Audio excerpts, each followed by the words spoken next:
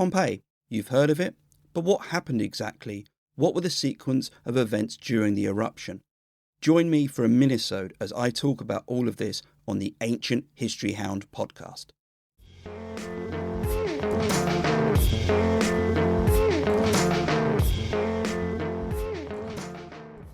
Hi, and thanks for joining me. My name's Neil, and in this minisode, I'm going to talk about the eruption of Vesuvius and how it affected both Pompeii and those in the city at the time. You might have come across an episode I did a few years ago called Pompeii Before, During and After, where I spoke about what Pompeii was like, how it developed, as well as the events during the eruption.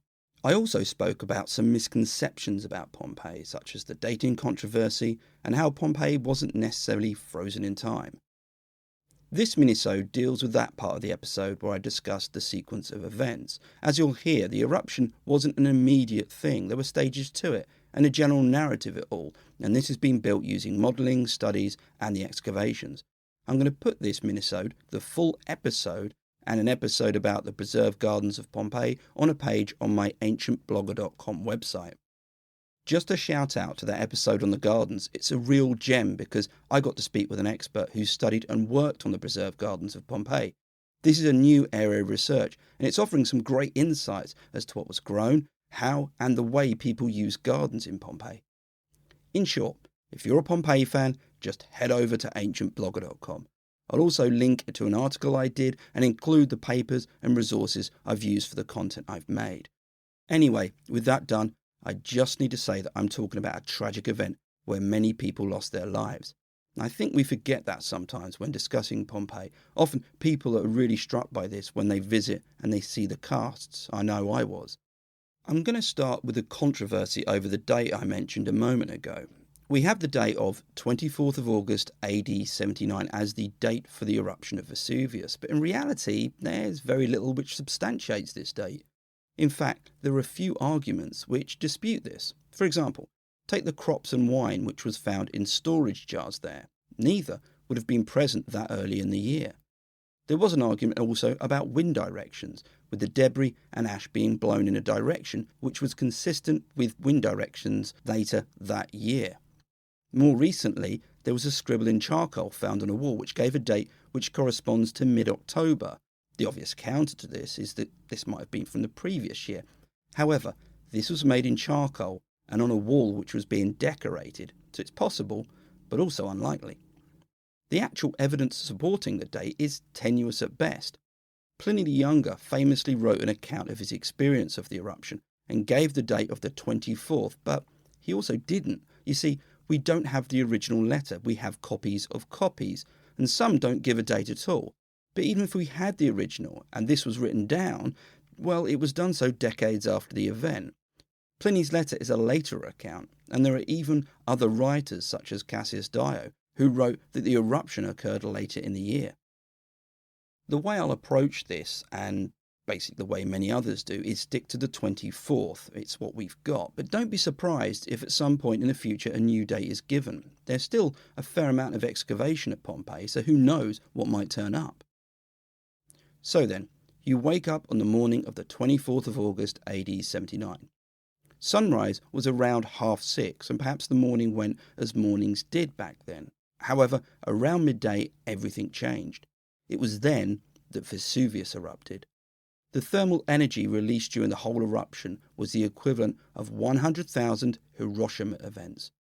This was manifested in a huge column of ash and debris shooting upwards, and this eventually reached a height of 20 miles. To give some perspective, the cruising altitude of most commercial airlines is between 5.5 and 7.5 miles.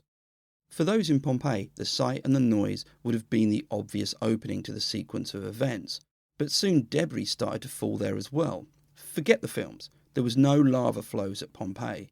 If you were stood and watching, you'd experience two features, the diminishing sunlight and the falling pumice.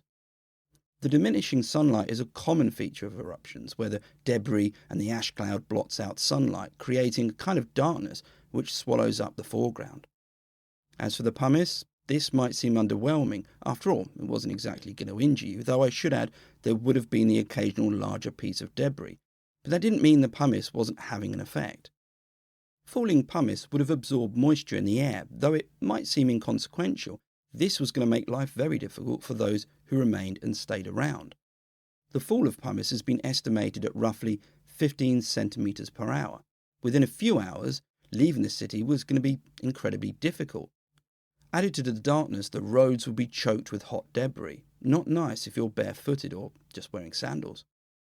For many, the instinct was to head indoors. There was light and water there after all, but this is where the pumice became lethal. Estimates have suggested that a layer above 40 centimetres or 16 inches of pumice on a roof or structure would start to cause structural failures. Given the estimated rate of falling debris and the falling pumice, this would first start to become a horrifying reality by late afternoon or early evening.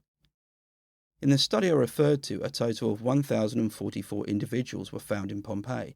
Of these, 394 were found in the debris left by this stage of the eruption. The majority, 345, were found inside buildings. With some, the damaged skulls and bones indicated a trauma which aligned with buildings collapsing, and this is thought to be the cause of death. But not all buildings collapsed, and so by evening you might picture those who'd survived trying to rally in cover and see what had happened. The dry air combined with the ash would have made breathing arduous, and perhaps anyone with health issues would be suffering even more. As the ash continued to fall, other buildings may have given in. Cover was at a premium, assuming you wanted to risk it.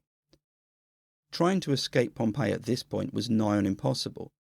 The familiar byways and roads were gone. Instead, you've got broken buildings and a raised layer of hot ash, possibly up to 3 metres. It was dark, and given the mental and physical trauma, the notion of being able to move can't have been easy. And then, where would you go exactly? This wasn't an experience anyone could well understand. If you could go, well, which direction? In Pliny the Younger's letter, this scenario is experienced by the writer himself.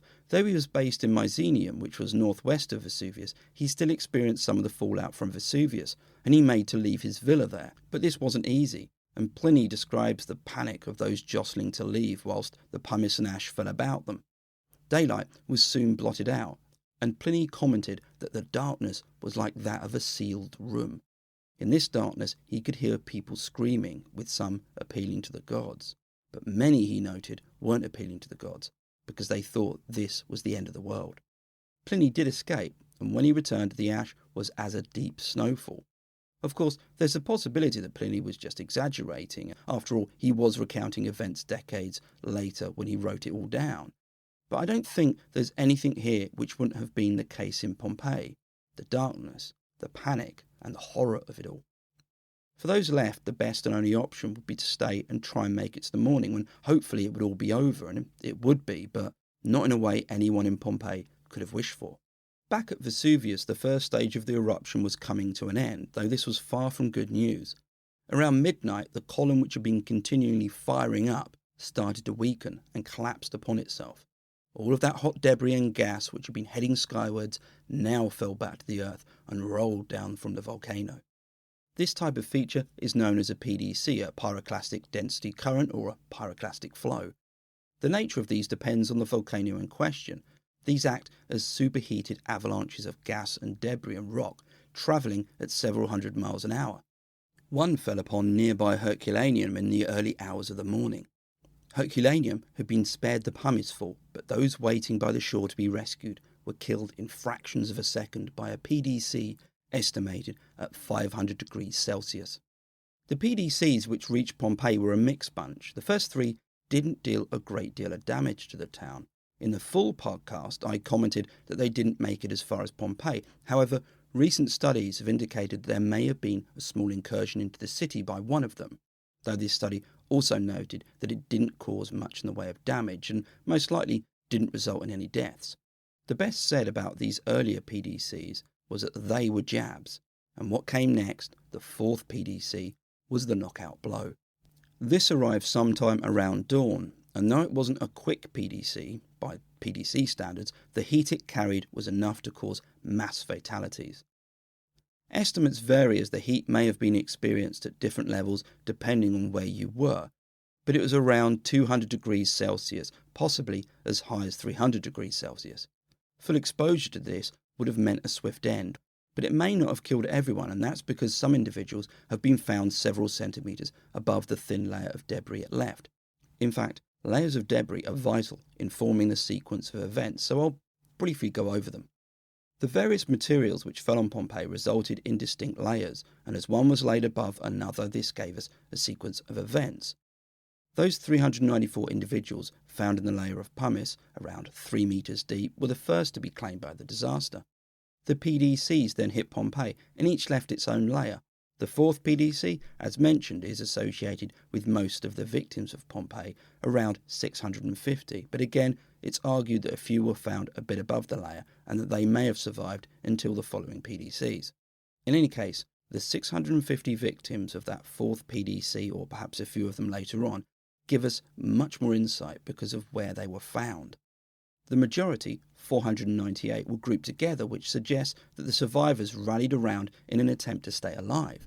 Perhaps they knew each other or were sharing resources such as water or food. The split is roughly 50-50 between those found in the open and those in the buildings. This has been used to suggest that some were making a break for it. The timescale of the PDCs is debated, with some estimates suggesting that the fourth PDC arrived at dawn, but another has pointed to a fourth PDC occurring later. Doubtless you've seen the casts of the remains, often sad and very poignant. Some exhibit a curious pose with outstretched arms, and some with their legs out as if they were sat up. Speculation about why this was ranged from a last act of defence against looters to covering the face because of choking. Perhaps the latter is more plausible, but this pose isn't unique, and it's been argued in many instances that it's what's known as the pugilistic pose. Again, I go into this more in the full episode, but when a body is exposed to very high heat for a short time, tendons in the arms and legs can shorten, and so the body of the victim forms into a distinct pose. The reason it's called the pugilistic pose is because the arms are often found held out in front like a boxer. By the end of the eruption, Pompeii had been buried in roughly 6 metres of material. And the idea that people forgot about what happened and that it was only in recent times that Pompeii was rediscovered misses the point. It was known and understood by the Romans as a disaster. After all, we've got Pliny's account, and the emperor of the day, Titus, created a board of ex-consuls to deal with the aftermath. There's also evidence, which I go to in the full episode, that people went back and tried to salvage what they could. The last point is worth noting because it does call into question to what extent Pompeii was frozen in time, but again, that's in the full episode. Anyway, despite the content, I hope you've enjoyed this episode. If you can rate or review, please do, and why not check out the page with all my Pompeii content on ancientblogger.com. Till next time, thanks for taking the time to listen. Keep safe and stay well.